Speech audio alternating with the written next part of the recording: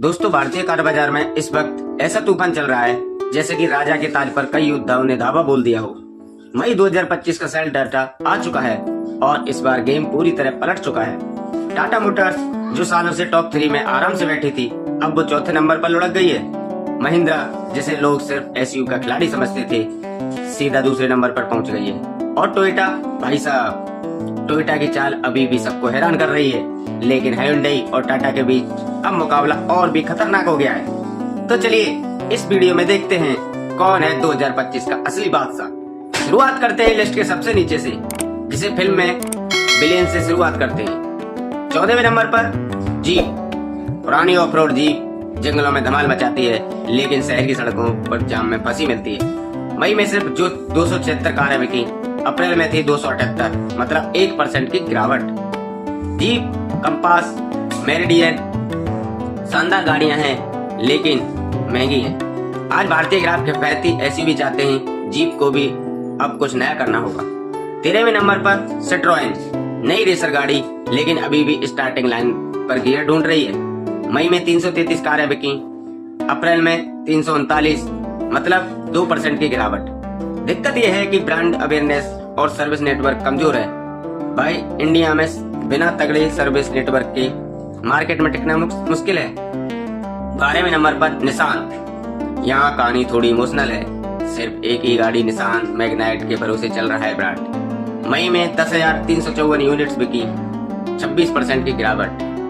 भाई, एक मैग्नाइट से कितना चलेगा? ना कोई नया मॉडल, ना कोई नया अपडेट, तो गिरावट तो होनी ही थी। निसान को अब इलेक्ट्रिक या कोई एसयूवी लानी चाहिए। 11वें नंबर पर रेनॉल्ट। ट्रेवर, टिगर और क्वेड गाड़ियां तो ठीक है, लेकिन 2502 कारें की बिक्री हुई, मतलब 4% की गिरावट। ग्राहक आज सनरूफ, वायरलेस चार्जर जैसे फीचर्स मांग रहे हैं। रेनॉल्ट को भी फीचर्स पैक गाड़ियां लानी होंगी, वरना 90 के दशक वाला गाना बनकर रह जाएंगे। 10वें नंबर पर वॉक्सवैगन। 2848 कारें बिकी, सिर्फ 0.1% की गिरावट। VW की टैंक जैसी बिल्ड क्वालिटी के दीवाने आज भी बहुत है, लेकिन क्वालिटी में पीछे रह गई। 9वें नंबर पर होंडा। होंडा ने इस बार किया धमाल, 3950 कारें बिक्री हुई, मतलब 18% की बढ़त।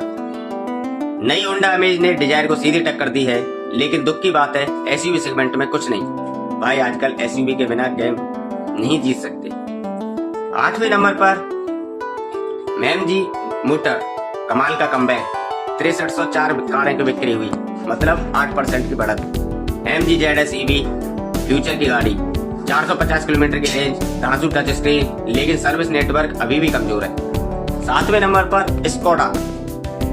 6740 कारें बिकी, मतलब 8% की गिरावट। स्कोडा कोसाक CY एसयूवी ने महीनों पहले धूम मचाई थी। टैंक जैसी फीलिंग्स देती है गाड़ी, लेकिन अब थोड़ा कंपटीशन बढ़ गया है। 6वें नंबर पर किया। 22,315 कारों की बिक्री हुई, मतलब 5.5% की गिरावट। किया की सेल्टोस, सोनोट गाड़ियां हिट हैं, लेकिन ग्राहक नई क्लेविस और सोनोट फेसलिफ्ट का इंतजार कर रहे थे। अभी आ चुकी हैं, अगली बार धमाका होगा। 5वें नंबर पर टोयोटा। टोयोटा का इस बार मस्त जलवा रहा है। 29,280 कारों की बिक्री हुई, 8% की बढ़ोतरी। Innova Crysta, Hyryder, Fortuner super hit गाड़ियां हैं। भरोसे का दूसरा नाम टोयोटा।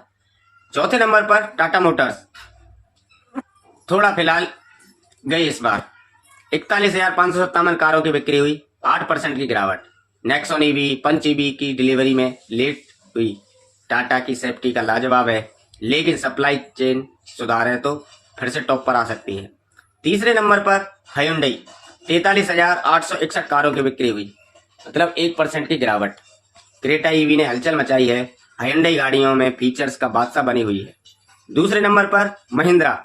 भाई साहब, एसयूवी का राजा बन गया है, आज का दूसरे नंबर का ब्रांड है। 52,431 कारों की बिक्री हुई, 0.1% की बढ़ोतरी ही हुई है। थार, स्कॉर्पियो, XUV 700 और अब BE6, XUV E9 जैसी ईवीज भी लॉन्च कर दी हैं, सीधा हायोंडई को पछाड़ दिया है। नंबर 1 पर है मारुति सुजुकी, अब भी बाजार का बादशाह बन रही है। 1,35,962 कारों की बिक्री, लेकिन इसमें भी 2% की गिरावट हुई है। स्विफ्ट डिजायर, ब्रेजा, अर्टिगा हर सेगमेंट में छाई हुई है, लेकिन इलेक्ट्रिक सेगमेंट में अभी भी गियर लगाना बाकी है, वरना राजा का ताज कभी भी फिसल सकता है।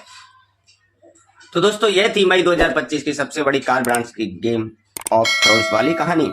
आपको कौन सी कंपनी सबसे ज्यादा पसंद है और क्यों? कमेंट करके बताओ। और हाँ, ऐसे ही मजेदार ऑटो स्टोरी के लिए चैनल को सब्सक्राइब करो, बेल आइकन दबाओ ताकि अगली वीडियो का हॉर्न सबसे पहले आपके फोन पर बजे। आशा करते हैं आपको यह जानकारी अच्छी तरह समझ तो आ गई होगी। मैंने इसमें स्टेप बाय स्टेप समझाया है। हम मिलते हैं फिर और एक नई वीडियो के साथ। जब तक के लिए धन्यवाद।